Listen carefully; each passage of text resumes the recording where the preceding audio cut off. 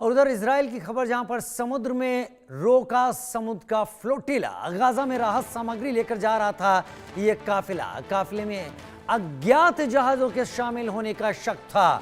Israel ने काफिले की घेराबंदी कर ली। काफिले में 500 से ज्यादा लोग शामिल हैं। गाजा के लिए ये खाद्य सामग्री लेकर जा रहे थे। यूरोपीय देशों के एनजीओज के 50 जहाजों के काफिले को इजराइल ने समुद्र में ही रोक दिया। इजराइल को इस बेड़े में कुछ अज्ञात जहाजों के शामिल होने की खबर लगी थी, जिसके बाद इजराइल ने इस काफिले को रोक दिया। काफिले को गाजा के नजदीक ना पहुंचने के लिए इजरायली युद्धपोतों ने समुद्र में घेराबंदी कर ली है। काफिले के जहाजों की संचार व्यवस्था भी बाधित किए जाने की खबर है। खाद्य सामग्री को लेकर गाजा जा रहे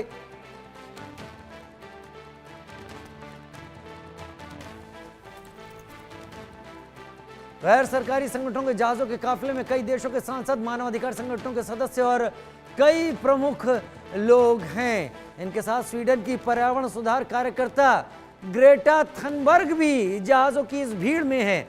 ये वही ग्रेटा थनबर्ग है जो हर देश को ज्ञान बांटती हुई फिरती हैं। भारत को भी ज्ञान देने की कोशिश की। इन लोगों ने चर्च के माध्यम से राहत सामग्री का वितरण करने के सुझाव को मानने से इनकार किया है। फ्लोटिला का मकसद गाजा में जारी इजरायली नौसैनिक नाकाबंदी को चुनौती देना और वहां मानवीय मदद पहुंचाना है।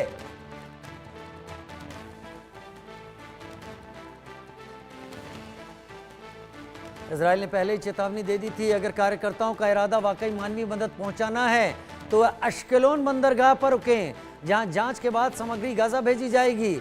लेकिन ये कार्यकर्ता इसे नहीं मान रहे और गाजा की ओर बढ़ते रहे। इसके बाद इजराइल ने इस काफिले की घेराबंदी कर दी। ग्रुप को गाजा जाने से रोकने पर दुनिया भर में विरोध प्रदर्शन शुरू हैं। इजरायली सेना की इस कार्रवाई के खिलाफ तुर्की में प्रदर्शन हो रहा है। ग्लोबल समुद्र फ्लोटिला पर जैसे ही हमले और कब्जा करने की खबर सामने आई, तुर्की की सड़कों पर लोग इजराइल के खिलाफ प्रदर्शन करने लगे।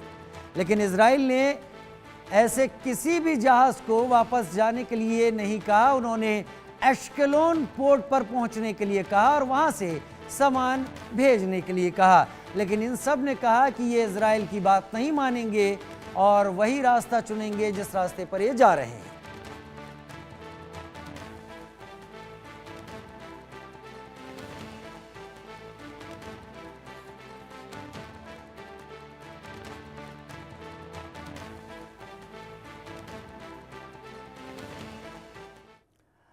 उधर मध्य प्रदेश से खबर, जहां पर छिंदवाड़ा जिले में अब तक 9 बच्चों